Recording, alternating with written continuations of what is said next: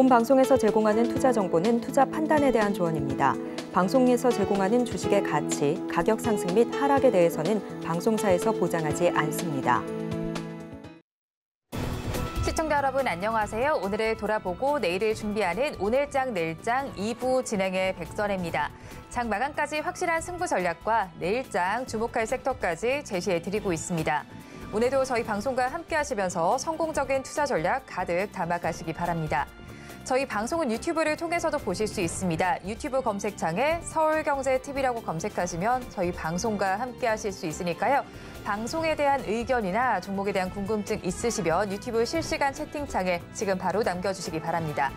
그러면 오늘장 내일장 2부 본격적으로 출발합니다.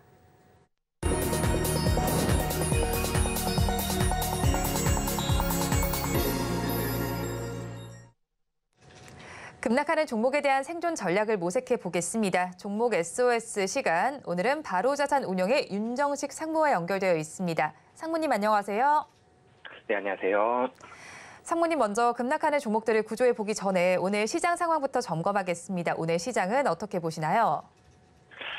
네, 시장이 분명히 분위기가 좋아진 거는 맞습니다. 좋아진 부분들을 느낄 수는 있겠는데, 근데 시장이 조금 쉬는 모습들, 그러니까 긍정적으로 플러스 쪽에 좀 더 가깝지만 시장의 지수의 변동이 상당히 제한이 되는 그런 모습이 최근 들어서 계속 펼쳐지고 있죠.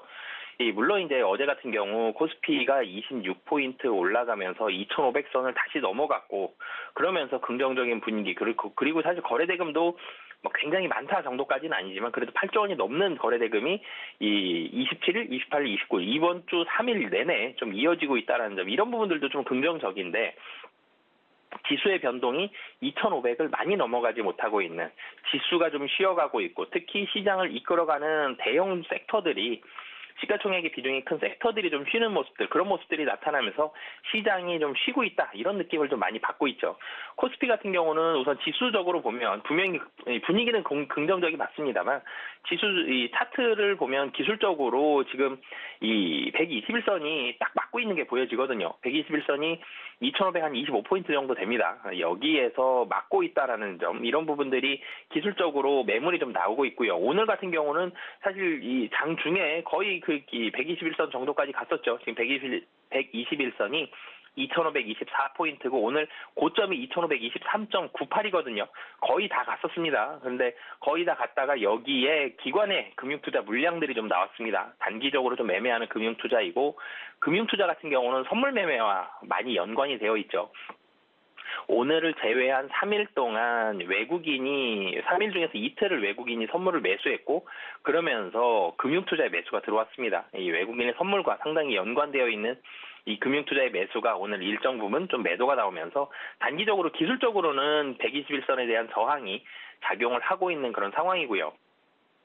분명히 시장의 분위기는 제가 긍정적이다라는 말씀을 드렸지만, 여기서 확 치고 올라가서 2,600을 가도 되느냐라 그랬을 때는 사실 살짝 머뭇거려지는 게, 기관이든 외국인이든 머뭇거려지는 게 사실이거든요.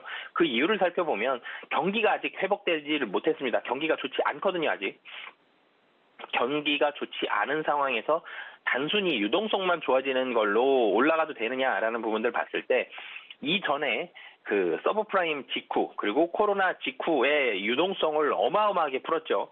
이렇게 유동성을 많이 풀게 되면 경기가 좋지 않더라도 이 자산 가치는, 그러니까 돈의 가치가 하락을 하기 때문에 상대적인 자산 가치는 상승을 하게 됩니다. 근데 지금은 유동성이 덜 줄어드는 거죠. 그러니까 금리의 인상이 멈췄다라는 거지, 여기에서 금리를 확 내리고 채권을 더 많이 뭐 정부든 이 다른 기관이든 여기서 매입을 하든 이런 부분들이 나타나는 건 지금 아니기 때문에, 이 경기에 대한 불확실성 속에서는 2,600까지 지수가 많이 올라가기에는 아직 좀 부담감이 있다. 그럼 언제 올라가느냐? 금리 인하 얘기가 좀 더 본격적으로 나와야 될 것 같거든요. 조금 더 구체적인 그런 상황들이 되어야 하기 때문에, 이런 부분들 놓고 본다라면은 이 2,500선 이 부근에서 지수의 등락이 당분간은 좀 지속이 될 가능성이 좀 높아 보입니다. 오늘 시장 같은 경우는 놓고 보면은 어떤 섹터가 강한 모습을 보여지느냐라는 점을 봤을 때, 제일 먼저는 2차전지거든요. 코스피에서 우선 보면 LG에너지솔루션, 삼성 SDI 이 두 종목 최근에 하락이 확실히 좀 멈췄죠. 그러면서 조금씩 나아지는 모습들. 그리고 이 굉장히 많이 요즘에 눈에 띄는 게 포스코 그룹주들입니다. 포스코 퓨처인 같은 경우도 사실은 개인들의 매수가 상당히 좀 많이 올라오는 모습들을 보여주고 있고, 포스코 홀딩스도 개인들의 매수가 집중적으로 좀 들어왔었거든요. 최근에는 뭐 기관과 외국인 매수도 섞이지만 2차 전지 관련된 종목들이 코스피에서 상당히 많이 올라오고 있다는 점, 그리고 코스닥 가보면 그런 모습이 더 심화됐습니다.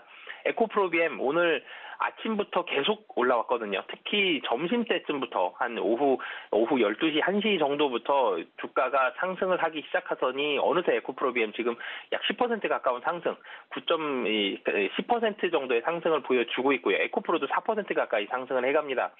그리고 LNF도 14.85%, 2차 전지주가 오늘은 굉장히 많이 올라가고 있는 모습. 그렇기 때문에 코스피보다 코스닥이 좀 더 강한 모습들을 보여주고 있고요.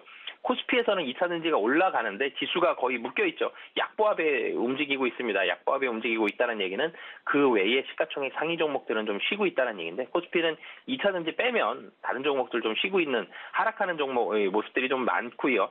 코스피도 그렇고 코스닥도 그렇고 하락하는 종목이 오늘 훨씬 더 많은 그런 날입니다. 그렇지만 지수는 2차 전지 관련된 종목들의 반등으로 좀 올라가고 있는 그런 상황이고요. 그 외에도 로봇 관련주들, 이 두산 로보틱스 사실 상승폭이 오늘 좀 많이 줄었습니다. 장중에는 훨씬 더 많이 올라갔었다가 오늘 지금 2%대로 상승폭 좀 줄여가는 그런 모습들 보여주고 있지만, 어찌됐든 로봇주들 최근에 주가 계속적으로 좀 올라가고 있죠. 그리고 코스닥에 있어서 반도체 장비주들도 분위기가 좋습니다. 뭐 HPSP라든지 ISC라든지 뭐 대주전자재료 뭐 이런 반도체 관련된 종목들도 분위기가 그래도 좋은 모습들 이어지고 있고요. 그리고 최근에 코스피 시장에서 상당히 눈에 많이 띄는 게 이 조선주들입니다. 조선주 같은 경우는 이 기아도 그 하나오션도 그렇고요. 이 하나오션이 최근에 주목을 많이 받고 있고 3일 연속 좀 강한 모습들 보여주고 있는데, 조선주들은 이 특징들이 좀 있죠. 우선 가격이 좀 쌉니다.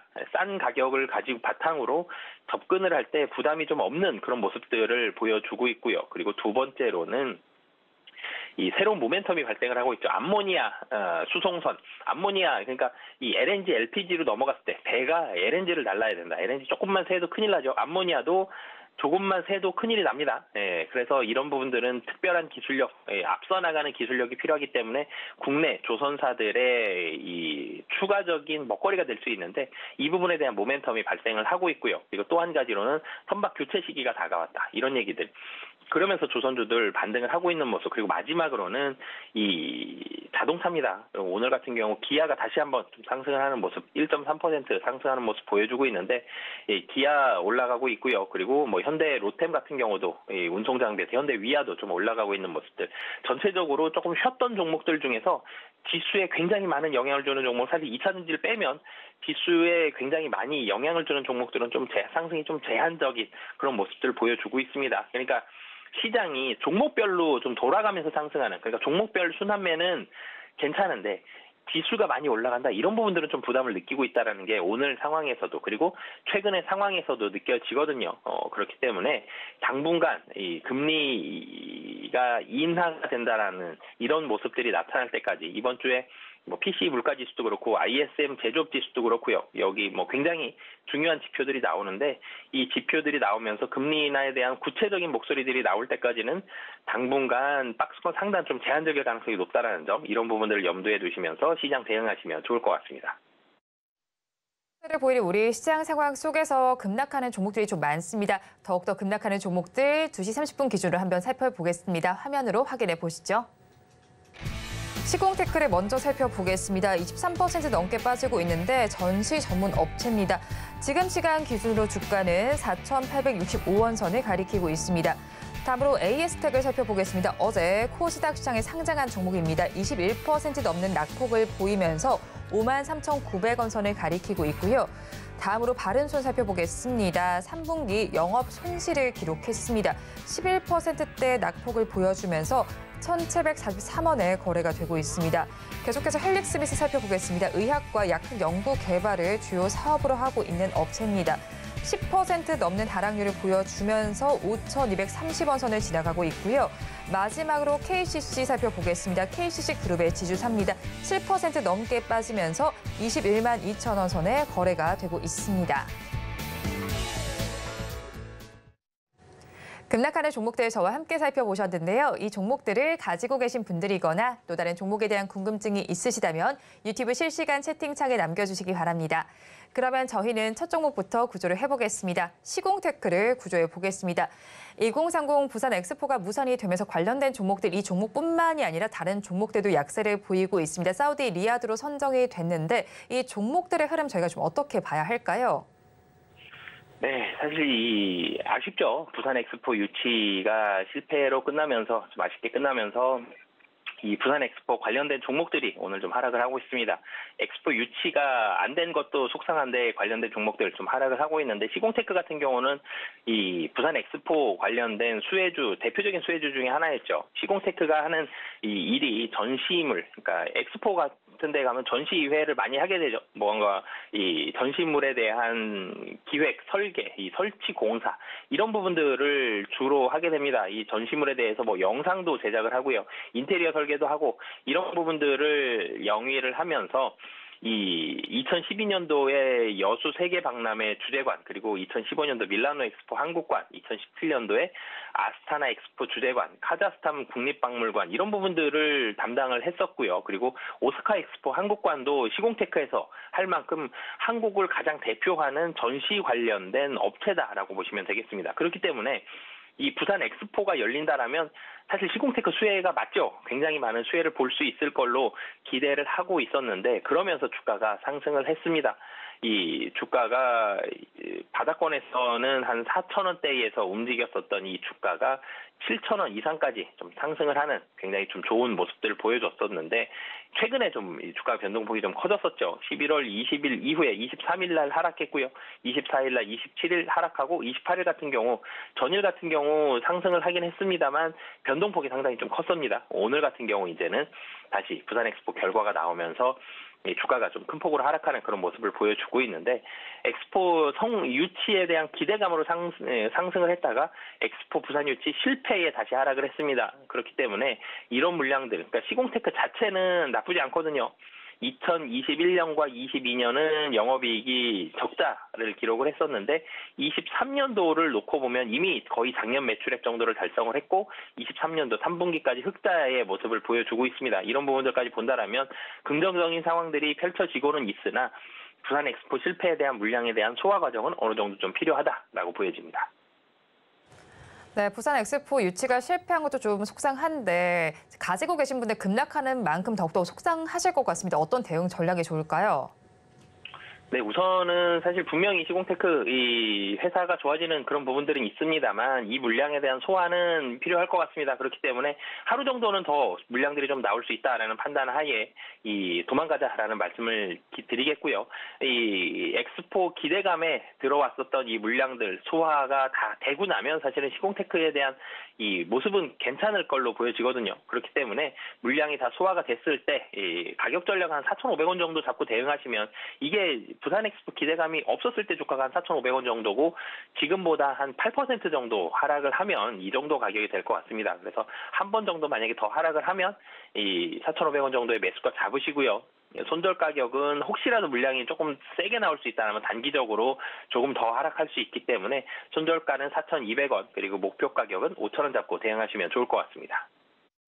시공테크 도망가자 전략 주셨습니다. 엑스포 기대감에 올랐던 부분에 대한 물량 소화가 좀 필요할 것으로 보이고요. 재접근은 가능할 것 같습니다. 매수하실 가격 4,500원 정도 잡아보시고요. 이때 손절 라인은 4,200원 그리고 목표 주가 5,000원 제시해 주셨습니다. 그럼 저희 다음 종목도 구조를 해보겠습니다. KCC를 구조해 보도록 하겠습니다. 글로벌 실리콘 기업인 모멘티브 인수에 덫에 좀 빠졌다고 봐야 할까요? 2019년에 인수한 이후에 모멘티브는 수년 동안 회사의 핵심 캐시카우 역할을 했습니다. 하지만 인수합병으로 차입금이 대폭 늘어난 상황 속에서 실적마저 악화된 것이 작은 부담으로 이어지고 있는데 이 기업의 지금 상황은 어떨까요? 네, 사실 KCC가 이 시간에 사실 첫 번째 나온 게 아니었던 것 같은데 KCC가 굉장히 좋은 회사입니다. 그리고 좋은 회사라는 이유가 이 회사의 매출액과 영업이익 이런 부분들이 좀 견조한 그런 모습들이 좀 있었는데 KCC의 캐시카우 역할을 했었던 회사가 이번에는 이 악재로 작용을 한 그런 모습이죠. KCC가 글로벌 실리콘 기업인 모멘티브를 29년도에 3조 5천억에 인수했습니다. 그러면서 모멘티브는 수년간 회사의 이 KCC 그룹의 핵심 캐시카우 역할을 했었는데요. 하지만 이 처음에 3조 5천억 주고 인수를 할 때 2조 원 정도의 차입을 결정을 했었고 2조 원가량을 차입금에 의존을 했습니다. 그러면서 이 KCC의 자회사가 되고 모멘티브가 재무적인 부분들을 상당히 잘 이끌어가면서 좋은 모습들을 보여줬었는데 KCC의 총 차입금이 사실은 이 모멘티브를 인수하면서 2조 원대에서 4조 원대로 올라갔거든요. 2조 원에서 늘어났으니까요. 그렇지만 이 모멘티브의 현금 창출 능력으로 뭐 부담스러운 수준은 아니었습니다. 근데 여기에서 긍정적인 부분은 또 21년도 실리콘 부분 실적이 올라가면서 현금 흐름도 증가를 했었는데 원재료 가격이 상승을 하면서 수익성이 떨어지고 모멘티브 잔여 지분 인수에 추가적으로 3,800억이 더 들어갔습니다. 그러면서 차입금이 이제는 4조 4천억에서 4조 7천억 원대로 더 늘어나는 그런 모습들을 보여줬거든요. 그러면서 이제 여기에서 조금씩 파란불이었다가 노란불, 빨간불 쪽으로 조금씩 바뀌어가는 그런 모습들을 보여줬습니다. 그러다가 올해 들어서 실리콘 사업, 이 모멘티브의 수익성도 악화가 됐습니다.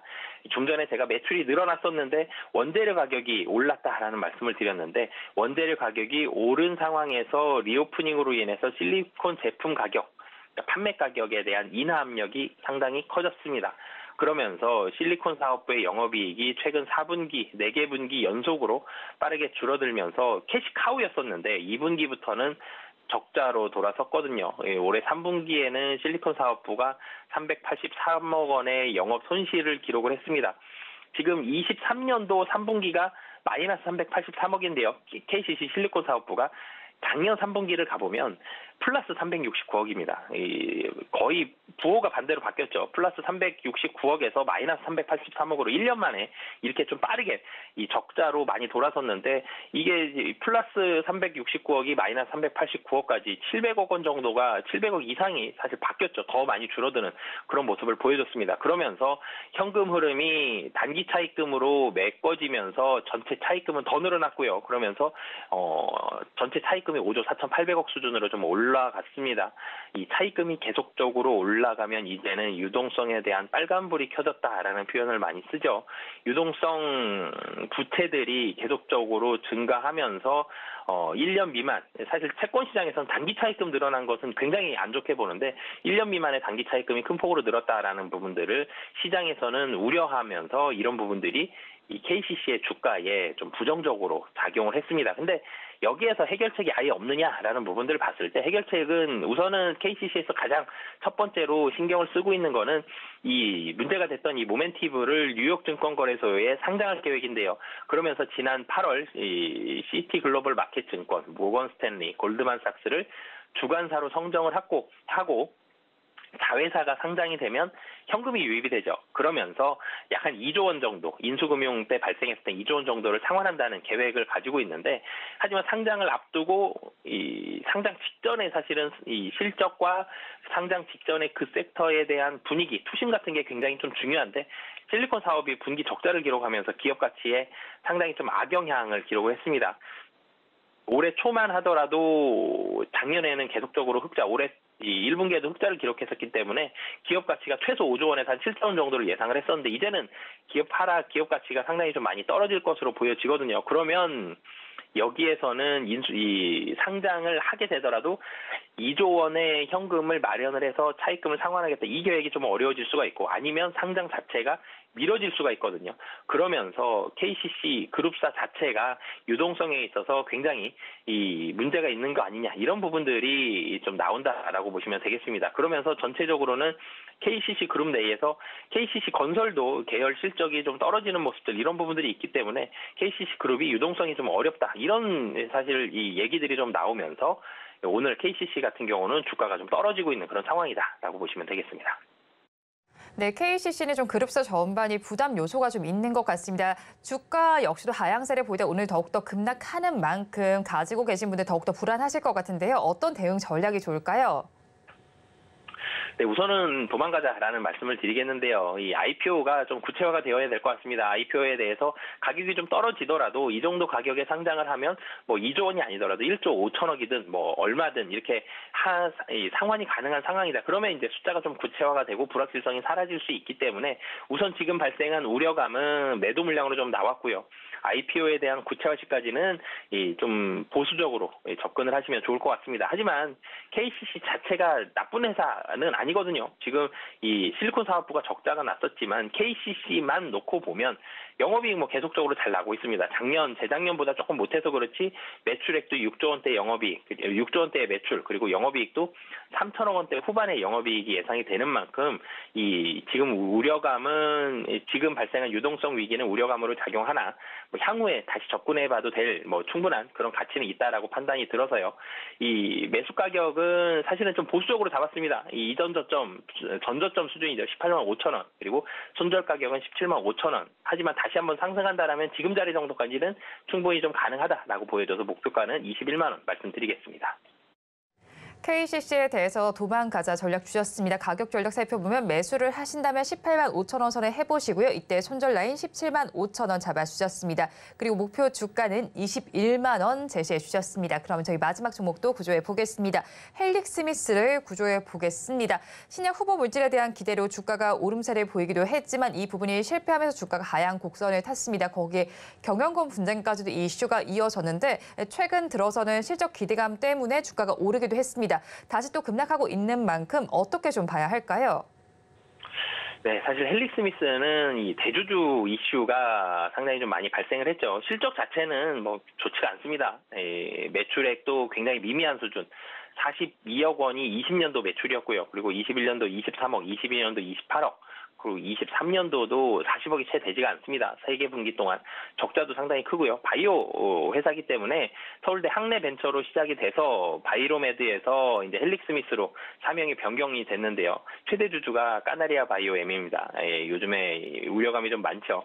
여기에서 헬릭스미스 첫 번째로 나왔던 거는 유상증자 이슈가 무자본 M&A 이슈가 나왔었고요. 그리고 최근에 또 나오는 거는 유상증자를 계속 연기를 했죠. 6번 이상 연기를 할 수가 없는데 6번째 인수를 하면서 불성실 공시법인이 지정이 되고요.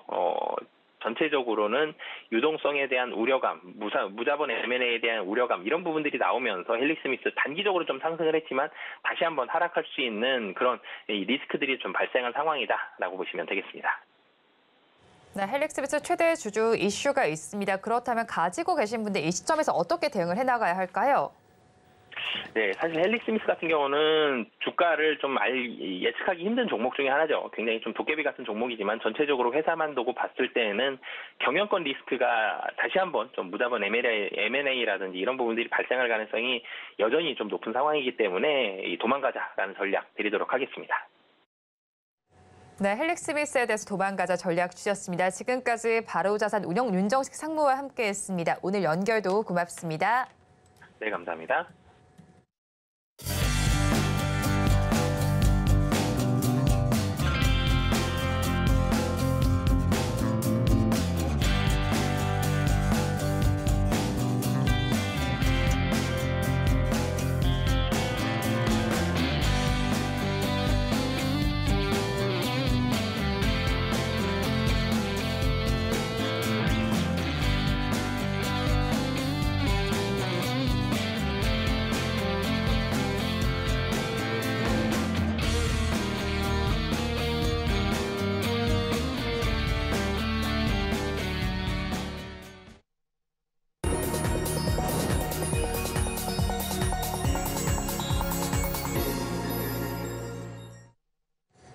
앞서서 급락주에 대한 대응 전략을 살펴봤다면 이번에는 오늘의 매매일지에 성공적인 마침표를 찍어드릴 찬스 종가 매팅 시간입니다.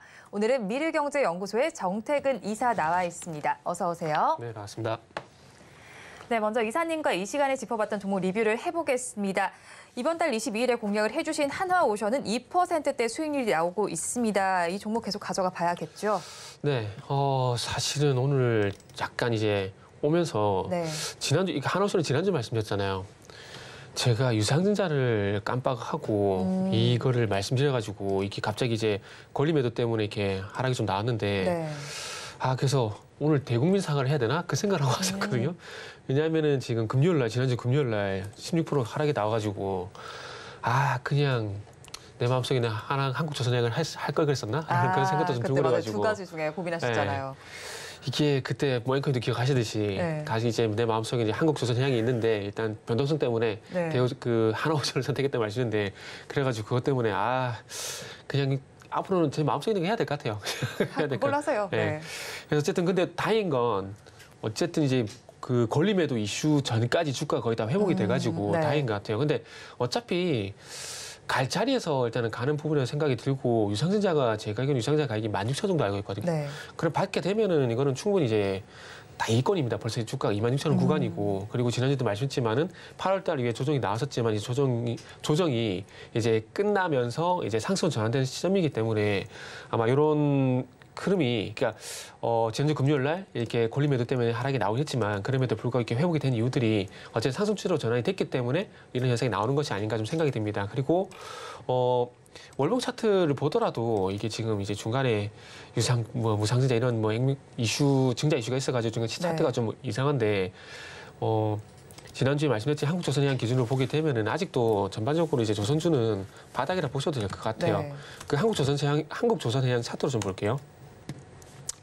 여기 차트를 좀 보시게 되면은 네. 주봉 차트를 보셔도 되는데 지금 전반적으로 이제 월봉 차트를 보시면 아시겠지만 지난주도 말씀드렸어요. 지금 아직 올라온 것도 아닙니다. 올라온 것도 아니고 아직까지 상승 초입구의 구간이라고 좀 생각이 들고 그리고 제가 중장기적으로 본다고 말씀드렸거든요. 네. 그렇기 때문에 이 종목은 천천히 보셔도 되고 그리고 급하게 매매하실 필요는 없는 종목이다라는 말씀을 오늘 한번 다시 말씀드리도록 할게요. 네, 좀 천천히 바라보면 좋겠다는 의견을 주셨고요. 다음 종목 리뷰로 좀 넘어가겠습니다. 이것 역시도 이번 달 8일에 공략을 해주신 종목인데 네. 한국타이어앤테크놀로지는 지금 6%대 수익률이 나오고 네네. 있습니다. 이 종목 역시 계속 가져가 봐도 괜찮을까요? 일단은 생각보다 상승이 조금 느린 것 같아요. 네. 저는 개인적으로 이제 이 종목을 갖고 왔을 당시에 바로 좀 가지 않을까라는 생각에서 가져왔는데 일단 지금 21선과 이익 조정은 일단 마무리가 됐거든요. 네. 마무리가 된 상황인데 지금부터가 좀 중요할 것 같아요. 지금부터 이제 이 이격이 21선과 이익 조정이 마무리가 된 상황에서 여기서 바로 갈 것인가 아니면 조금 더 길어질 것인가 네. 여기 관건이라도 보시면 될 것 같거든요. 어차피 4분기까지도 실적이 괜찮다는 점을 감안해 보게 된다라면은 아직까지는 가져갈 만한 구간의 생각이 들고요. 그리고 전반적으로 차트를 보게 되면은 이제 소위 말하는 원형 바닥 패턴 쭉 완만하게 지금 전반적으로 돌아서는 상황이기 때문에 이 종목도 말씀드린 중기적으로 언급을 드렸듯이 아직까지는 이제 홀딩 괜찮다는 말씀을 드리고 그리고 특별한 변수가 없다라면은 네. 아마 이 종목도 다시 반등 시도를 하지 않을까라고 생각을 하고 있습니다. 네, 한국타이어앤테크놀로지는 앞으로도 반등 시도를 할 것이다라고 말씀해 주셨는데 자동차 산업이 좀 대변환기를 맞이하고 있습니다. 그렇다면 타이어주 전반으로는 전략 어떻게 짜면 좋을까요? 타이어주 전반적으로는 이제 어쩔 수 없이 현대차 그룹을 봐야 될 것 같아요. 네. 최근에 금호 타이어하고 한국 타이어 테크놀로지가 좋은 이유가 이 현대차향 이슈 때문에 그런 거거든요. 그리고 거기다 플러스 해가지고 한국 타이어 테크놀로지를 말씀드린 이유는 네. 비아디. 그러니까 고객차 다변화 이런 측면이 있는 것들이죠. 어차피 타이어 3사들이 동아 타이어까지 포함을 시켜야될지 모르겠지만 이걸 제외하게 되면 타이어 네. 3사가 어쨌든 현대차 그룹뿐만 아니라 글로벌 완성차라든지 전기차 쪽 다 납품을 하고 있거든요. 그런데 중국 쪽 같은 경우는 테슬라가 비아디를 못 이기고 있어요. 네. 그렇기 때문에 그런 상황에서 한국 타이어가 비아디 쪽까지도 이제 매출처럼 만들었다라는 것들은 앞으로 좀 매출적인 측면에서 봤을 때 기대가 있는 부분들이 있고요. 그리고 이제 SUV라든지 그리고 전기차 같은 경우는 고인치 타이어 들어간다고 말씀드렸는데 이 비중이 계속 늘어날 겁니다. 그렇게 본다면 수익성은 계속 좋아질 거기 때문에 앞으로 추가 상승 기대가 된다고 말씀드릴 수가 있을 것 같고 그 이전에 좀 시장이 최근에 지난 시간도 말씀드렸는지 정확히 기억이 안 나는데 시장이 약간 이제 누웠거든요. 네. 그러니까 기술적 반등 끝자락 나오게 되면서 살짝 누워가지고 지금 시장 전반적으로 투자 심리가 조금 조금 이제 하락도 기울어 있습니다. 그래서 네. 아마 그런 것들도 좀 영향을 받으면서 조금 쉬어가는 것이 아닌가 이렇게 좀 보고 있어요. 네, 시장의 투자 심리도 좀 위축된 상황입니다. 리뷰는 여기서 마무리해보고요. 오늘도 혼조 양상을 벌이고 있는 시장 속에서 장 마감까지는 12분 정도가 남아 있습니다. 종가 베팅할 종목 섹터부터 먼저 알려주실까요? 네, 섹터는 오늘 자율주행을 준비를 했어요. 그래가지고 일단은 그 종목 때문에 자율주행을 선택을 했는데 최근에 뭐 아시겠지만 텔레칩스가 상당히 주가가 괜찮거든요. 괜찮은데 이 종목은 이제 저는 개인적으로 이 자율주행 같은 경우는 이제 하드웨어도 중요하지만 소프트웨어도 상당히 중요하다 좀 보고 있거든요. 결국 이제 자율주행이라는 것이 하드웨어도 중요하지만은 소프트웨어가 구현을 하기 때문에 앞으로 소프트웨어도 진보도 분명히 있어야 되는 생각을 하고 있습니다. 그리고 이것뿐만 아니라 최근에 이 자율주행 쪽으로 이슈가 될 만한 뉴스가 좀 계속 나와서 그거 좀 소개 좀 시켜드릴게요. 그 11월 16일 같은 경우는 과학기술통신부에서 이제 연내 지능형 교통체계 통신 방식을 결정을 한다라고 합니다. 요거는 이 스마트카와 그리고 이거는 그 중앙 클라우드 서버 그리고 그것뿐만 아니라 교통체계까지 다 이제 연동해서 말 통신을 한다는 부분들인데 그래서 이 지능형 그러니까 경찰청하고 협력을 해가지고 이 교통 제어 시스템 같은 부분도 이제 통신을 받게 되면서 이런 부분을 정보를 받아가지고 자율주행을 하게 되면서 이제 이런 것들 이제 통신과 유지 연결하게 되면서 말 그대로 이 통신과 그리고 교통 연결이 되면서 완만하게 운행을 하기 위해서 하는 부분들이거든요. 그래서 이게 어쨌든 뭐 이동통신 기반의 LTE 방식으로 할 것인가 아니면은 무선행 기반의 와이파이 방식으로 할 것인가가 좀 이게 나오고 있는데 개인적으로 제가 이쪽 전문가는 아니지만은 첨언하자면은 아무래도 빠르기 그러니까 이게 속도하고 이제 끊김 현상이 절대 있으면 안 되잖아요. 그런 식으로 보게 된다라면은 일단은 이음 5G와 이 와이파이를 좀 결합을 해가지고 조금 이 속도를 높이고 끊김 현상을 조금 최대한 높게 하는 게 중요하지 않을까 생각이 들거든요.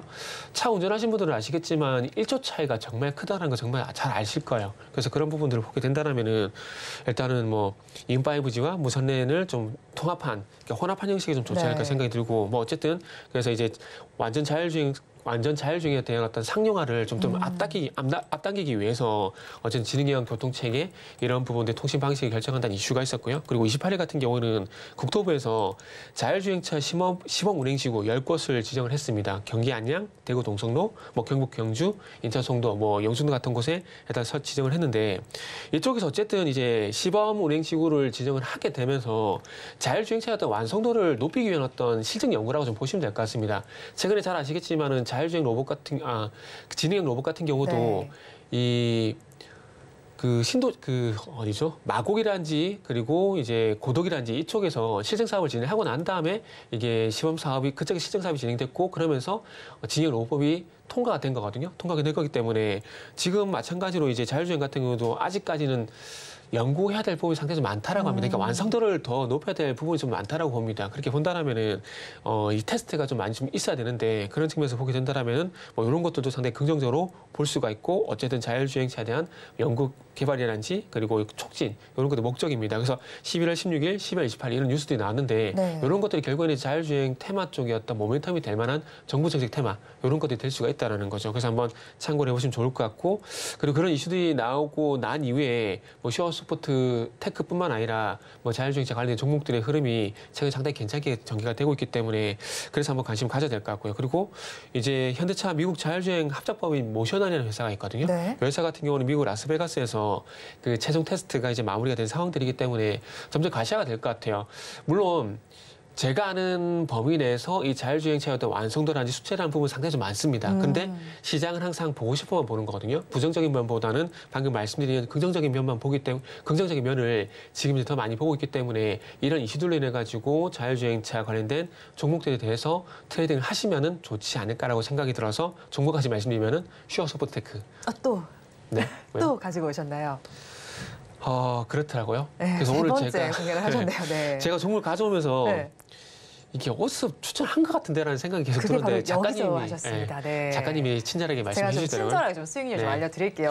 5월 10일에도 공략을 해주셨는데 57%대 수익률이 나왔고 또 7월 5일에도 공략을 또 해주셨어요. 그러면서 12%대 수익률이 나오고 있는 상황인데 그럼에도 또 오늘도 슈어소프트테크인가요? 이제 그냥 7월 달 보게 되면 그래도 4개월 지났잖아요. 그러면 이제 신규라고 좀 봐줘도 되지 않을까 생각이 들고 어쨌든 그때 당시에 좋은 결과가 나왔고 네. 그리고 다시 한번 재진입 측면에서 좀 보시면 될 것 같아요. 그래서 일단은 뭐 자율주행 테마에 관련된 이슈는 충분히 좀 말씀드렸고 네. 그와 관련돼 가지고 이제 슈어 소프트 테크 같은 경우는 어떤 또 연관성이 있느냐. 그 자동차 소프트웨어 검증 프로그램을 국산화에 성공을 했고 네. 이런 것들을 이제 현대차와 같이 협력해서 진행을 하고 있다고 보시면 될 것 같아요. 우리가 그러니까 검증 플랫폼의 중요한 이유가 뭐냐면은 반도체 같은 경우도 반도체 검사 장비가 있잖아요. 네. 그리고 2차 전지 같은 경우도 2차 전지 검사 장비가 있잖아요.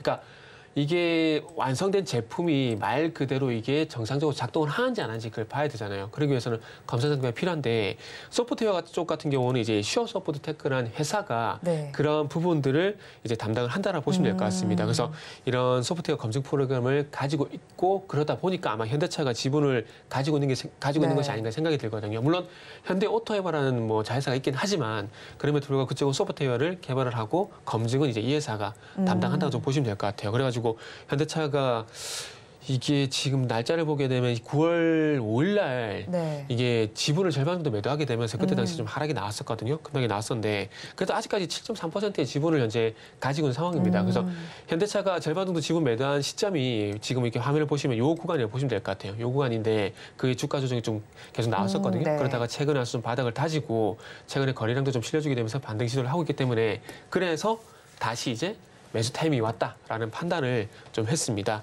그래서 뭐 가격까지 말씀드리게 된다라면은 네. 일단 목표가는 8,000원 잡았습니다. 8,000원 잡았고 손절가 같은 경우는 5,700원 정도 일단은 설정을 해보시면 좋을 것 같습니다.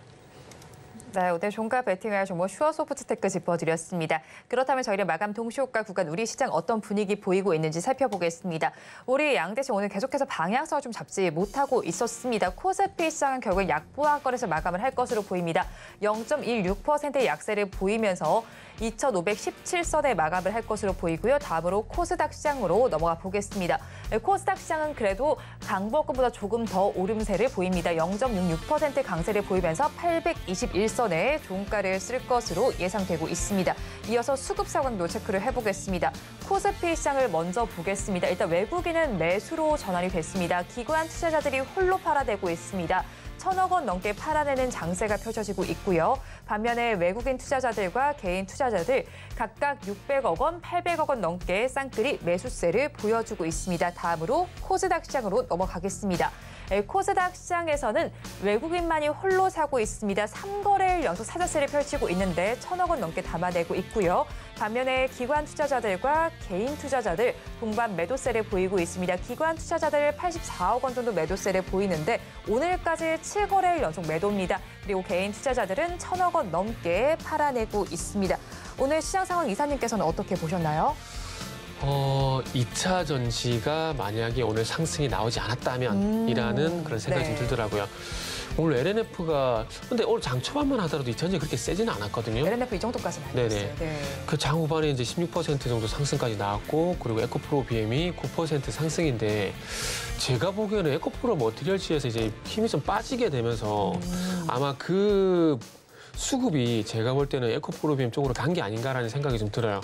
개인적으로 투자 로보틱스하고 에코프로 머티리얼즈는 지금 구간에서 조금 폭탄 돌리 기간에 들어갔다고 보고 있거든요. 이제 눈치 게임인 거죠. 네. 누가 잘 빠져나오냐 이런 부분들인데 오늘 지금 장중이긴 하지만 오늘 장중에 이런 부분도 있긴 했지만 두산 로보틱스 같은 경우도 지금 이제 흐름이 오늘 갑자기 좀 장후 반해서 안 좋아졌거든요. 두산 로보틱스 같은 경우는 장중에 15%가 상승 나왔다가 2시 이후에 꺾이게 되면서 지금 하락으로 전환된 상황이거든요. 그러니까 최근에 이제 시장이 이제 시장이 조금 정체 구간에 들어가게 되면서 여기서 또 중요한 것은 하락 종목에서도 늘어나게 투자 심리까지 안 좋게 나왔거든요. 네.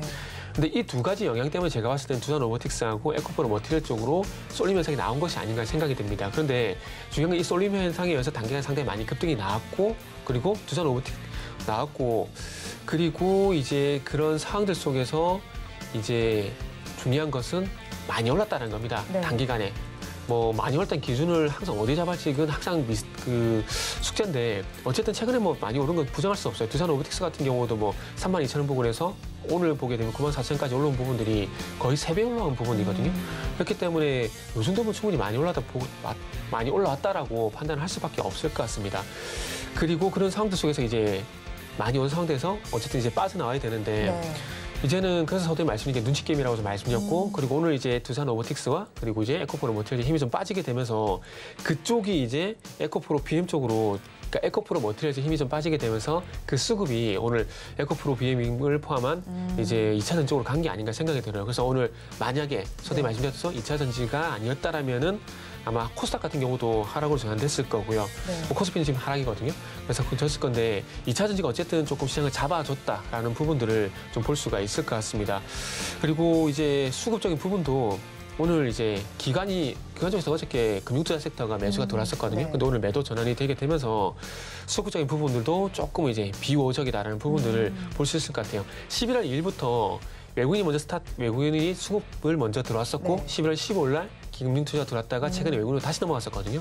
근데 어제 또 기관 쪽으로 넘어가는 분위기였는데 금융투자 섹터에서 뭐 추가 매수가 들어오지 않게 된다라면은 아마 시장은 추가 상승은 좀 쉽지 않을 것 같다, 어려울 것 같다 이렇게 말씀드릴 수 있을 것 같네요.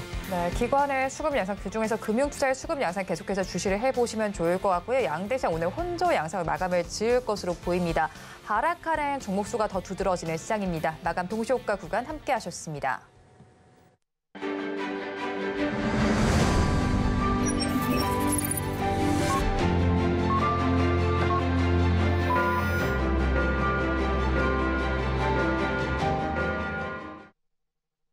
네, 우리 시장 오늘은 혼조 양상으로 마감을 지었습니다. 그럼 업종별로 어떻게 마감을 했는지 살펴보겠습니다. 코스피 시장을 먼저 보겠습니다. 코스피 지수도 하락세를 보인 만큼 하락하는 업종이 대다수의 업종으로 집계가 되는데요. 그중에서도 오른 업종도 있기는 합니다. 전기전자 업종에서는 0.67%의 강세가 관찰이 됐고요. 그 다음으로는 철강, 금속 업종과 제조 업종이 각각 강보합권에 들어줬습니다. 다음으로 코스닥 시장을 살펴보겠습니다. 코스닥 시장에서는 일반 전기전자 업종이 가장 좋았습니다. 무려 7%대 강세를 보여줬고요. 그 다음으로 좋았던 업종은 방송 서비스 업종입니다. 4% 가까이 올라줬습니다. 마지막으로 금융 업종이 2.97%로 상승 마감을 했습니다. 오늘 시장 이렇게 마감을 지었지만 저희 내일 장에 대한 전략도 또 짜봐야겠죠. 오늘 장, 내일 장 전문가님들께 여쭤봤습니다. 화면으로 확인해 보시죠.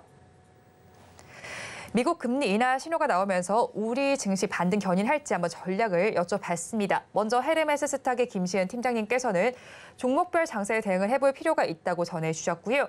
다음으로 리더스 인덱스의 박주근 대표님께서는 다시 성장주로라고 말씀을 해주시면서 AI와 로봇을 공략해 보자고 해주셨습니다. 마지막으로 바로자산 운용의 윤정식 상무님께서는 우호적인 환경 속에서 추가적인 반등 시에 기술적인 저항을 염두에 두자고 말씀을 전해주셨습니다. 이 의견에 대해서 이사님 생각은 어떠실까요? 일단은 첫 번째 이제 김시은 팀장이 얘기한 것에 좀 동의를 하고 있어요. 네. 제가 이제 마감 동시효과 들어간 구간 속에서 말씀드렸던 부분들이 일단 어쨌든 11월 15일 기점으로 보게 되면은 코스피 같은 경우는 이제 2,500포인트 종가 기준입니다. 그리고 코스닥 같은 경우는 810포인트. 이쪽으로 이제 종가 계속 형성되게 되면서 소위 말하는 이제 시장이 옆으로 누웠다 이런 표현을 좀 말씀드렸는데 기술적 반등이 생각보다 좀 빨리 끝이 난 것 같아요. 저는 개인적으로 2,600포인트까지 가서 이제 기술적 반등이 끝이 나지 않을까라는 생각을 했었는데 일단 2,500포인트 전후에서 기술적 반등이 마무리가 되게 되면서 이제 시장이 추가 상승에 대한 고민을 좀 하는 것 같아요. 그러다 보니까 기술적 반등이 끝이 났다라는 것들은 결국에는 이제 대형주들이 시행할 수밖에 없는 구간이고 그러면은 대형주가 시행하게 되면은 시장에서 더 중소형주가 움직일 수밖에 없는 부분들이거든요. 이렇게 본다라면은 뭐 중성주가 움직이게 된다라면은 이제 김시은 팀장이 얘기한 것처럼 종목별 그러니까 개별 종목 대응을 할 수밖에 없을 것 같아요. 그런데 최근에 근데 이 종목별 대응이 쉽지가 않은 것들이 순환매가 상당히 빠르고 또 쏠림 현상이 나오고 있다는 것들. 네. 그러니까 시장이 이제 옆으로 눕게 되면서 그러니까 횡보로 이제 상승해서 이제 횡보로 전환을 하게 되면서 대형주가 쉬어가게 되면서 중소형주 쪽으로 넘어가게 되고 그러면은 중소형 쪽으로 넘어갔을 때 이 종목별 등락 현황을 볼 수밖에 없거든요. 왜냐하면은 하락 종목수가 많다라는 건 매도 심리가 우위라고 볼 수밖에 없어요. 그러면은 이 개별 종목을 포함한 이 중소형주 같은 경우는 투자 심리가 상당히 중요하거든요. 근데 투자 심리가 좋지 않게 되면 중소형주 쪽에서도 활발한 움직임이 나올 가능성은 떨어진다라는 거죠. 오늘 같은 경우도 코스닥 기준으로 보게 되면 하락 종목수가 967, 상승 종목수가 568이거든요. 부분이거든요. 그러니까 하락 종목사 더 위에 있다라는 것들은 이제 매도 심리가 좀 더 위에 있다라는 거죠. 그러다 보니까 어떤 그 테마라든지 섹터가 좀 길게 가기보다는 짧게 갈 수밖에 없다는 것들이죠. 그리고 어제 같은 경우도 반도체, 조선, PCB 그리고 뭐 게임 같은 것들이 좀 강세를 보였었는데 오늘 같은 경우 또 이제 아시겠지만 이 섹터들이 또 쉬었거든요. 특히나 반도체는 오늘 상당히 많이 쉬었거든요. 그렇게 본다라면은 내일 쪽은 또 어떤 테마가 또 강세를 보일지는 또 내일 돼봐야 알 수가 있다는 겁니다. 네. 그리고 중요한 건 이 오늘 강세를 보였던 테마들이 이제 다시 순환매가 돌면서 다시 차례가 올 것인가 거기에도 판단을 좀 같이 해야 되거든요. 그렇기 때문에 아마 대응이 좀 상당히 쉽지 않은 구간에 봐야 될 것 같아요. 그래서 다음 순환매가 기대가 되는 종목들이 있다라면은 조금은 인내를 가지고 그 종목들을 한번 집중해서 좀 보시는 게 좋을 것 같고요. 어찌 보면 지금은 이제 빠른 순환매 때문에 빨리 갈아타면은 오히려 손실할 수 있는 시장이기 때문에 네. 조금 판단을 신중하게 하시고 판단하시고 난 다음에는 그 종목을 조금 믿어볼 필요가 있다라는 말씀을 좀 드려보고 싶어요. 그리고 이제 AI 로봇 같은 경우는 오늘 이제 단순히 두산 로보틱스의 영향인 건지 아니면은 테마 전반적으로 힘이 빠진 건지에 대한 어떤 판단은 조금 필요할 것 같아요. 오늘 그 레인보우 로보틱스 같은 경우에도 장중에 3% 상승이었다가 이제 장 후반 넘어오게 되면서 이게 오늘 6% 하락으로 끝이 났거든요. 유진로봇도 마찬가지고요. 그렇기 때문에 어찌 보면 이게 빠른 순환매 때문에 이런 영향이 있을 수도 분명히 있다고 봅니다. 네. 그렇기 때문에 요 섹터 같은 경우도 일단은 박주근 대표님이 말씀해 주셨는데 일단 이유를 좀 봐야 될 것 같아요. 오늘 하락에 대한 이유가 단기적인 이유가 될 건지 아니면은 조금 이제 시세가 끝이 난 두산 로보틱가 식게 되면서 전반적으로 테마가 또 식어버린 건지에 대한 판단이 좀 필요하지 않을까라는 말씀을 좀 드릴 수 있을 것 같아요. 오늘 저 같은 경우도 로봇 같은 경우는 내일 시장 주목 섹터로 준비를 했었거든요. 네. 원래 이제 오늘 저도 레인보우 로보틱스를 할까, 슈어소프트테크 할까 둘 중에 고민을 하다가 네. 슈어소프트테크를 선택한 건데 로봇 같은 경우도 이제 현대차 전기구차 공장에서 이제 두산 로보틱스 옷을 이제 도입을 했다라는 얘기가 나오게 되면서 조금 이제 오늘 좀 관심이 좀 생겼는데 생겼는데. 오늘 어쨌든 전반적으로 흐름이 장 후반 좀 무너진 부분들이 나왔기 때문에 일단 연휴를 일단 찾아보고 좀 보는 게 좋지 않을까라는 말씀을 좀 드릴 수가 있을 것 같아요. 그래서 어쨌든 전반적으로 쉽지 않은 시장이라는 부분들을 좀 제가 장황하게 좀 말씀을 드렸는데 네. 종목 선택이 그만큼 중요하고 그 종목 선택하고 난 다음에 이제 이 종목에서 조금 믿음을 가지고 다음 순환매가 올 때까지 한번 기다려 보시는 게 좋지 않을까.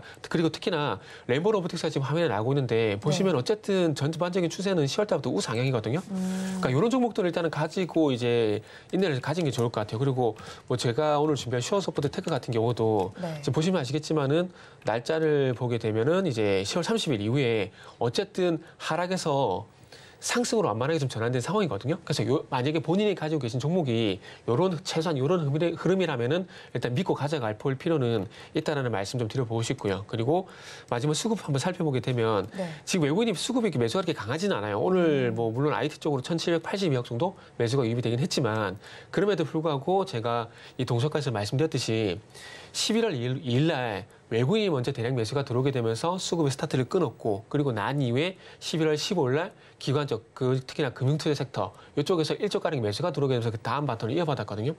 근데 금융투자 섹터 같은 경우는 이 차익거래성 매매 성격이 상당히 큽니다. 그러니까 길게 가지 않는다는 거죠. 싸면 자동적으로 매수가 들어오고 자기네들이 매수하고 난 다음에 프로그램 상품 비싸면 바로 팔아버립니다. 그렇기 때문에 주기가 길지가 않거든요. 그러다 보니까 금융투자 섹터보다는 외국인 수급이 좀 상당히 중요한데 외국인 수급이 좀 힘이 좀 빠지다 보니까 최근에 어찌 보면 화면에 보신 바와 같이 코스피가 종가 기준으로 2,500포인트로 누운 이유가 좀 여기 있지 않나라는 말씀을 좀 드릴 수 있을 것 같습니다. 그래서 지금 시장 상황은 어쨌든 조금 횡보 국면이고 그리고 개별 종목 장세로 넘어갔는데 투자 심리가 좋지 않은 상황들이 기 때문에 종목 매매가 쉽지 않다라는 부분들 염두에 두시고 시장에 참여하시라는 말씀 드려야 될 것 같아요. 네, 시장 상황 쉽지 않습니다. 조금 이사님 말씀 염두에 두시고 한번 시장에 참여해 보시는 전략 짜보시면 좋겠습니다. 지금까지 미르경제연구소의 정태근 이사와 함께했습니다. 오늘 말씀 고맙습니다. 네, 감사합니다. 오늘장 내일장 2부에서 전해드린 내용도 정리해서 보여드리겠습니다. 화면으로 확인해 보시죠. 오늘장 내일장 2부의 핵심입니다. 오늘 종목 SOS 시간에는 시공테크와 KCC, 헬릭스미스를 구조해 드렸습니다. 세 종목 모두에는 도망가자 전략을 주셨고요. 시공테크와 KCC의 경우에는 리스크 해소 후에 재접근을 해봐도 좋겠다는 의견을 주셨습니다. 다음으로 종가 베팅할 종목으로 슈어소프트테크를 가지고 오셨습니다. 자율주행과 관련해서는 정부도 힘을 보태고 있는 만큼 한번 공략을 해보시면 좋겠습니다. 마지막으로 내일의 시장 승부수로는 로봇주 가지고 오셨습니다. 본 방송에서 제공하는 정보는 투자 판단에 대한 조언일 뿐 해당 주식의 가치와 수익률을 보장하지는 않습니다. 아울러 서울경제TV와 서울경제신문은 당사의 브랜드입니다. 최근 당사를 사측하는 피해 사례가 늘어나는 만큼 각별히 주의해 주시기 바랍니다. 오늘장 내일장 2부에서 준비한 순서는 여기까지입니다. 저희는 내일 이 시간도 최선을 다하겠습니다. 함께해 주신 여러분 고맙습니다.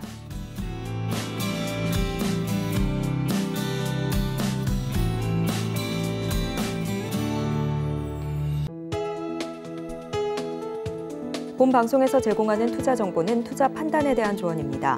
방송에서 제공하는 주식의 가치, 가격 상승 및 하락에 대해서는 방송사에서 보장하지 않습니다.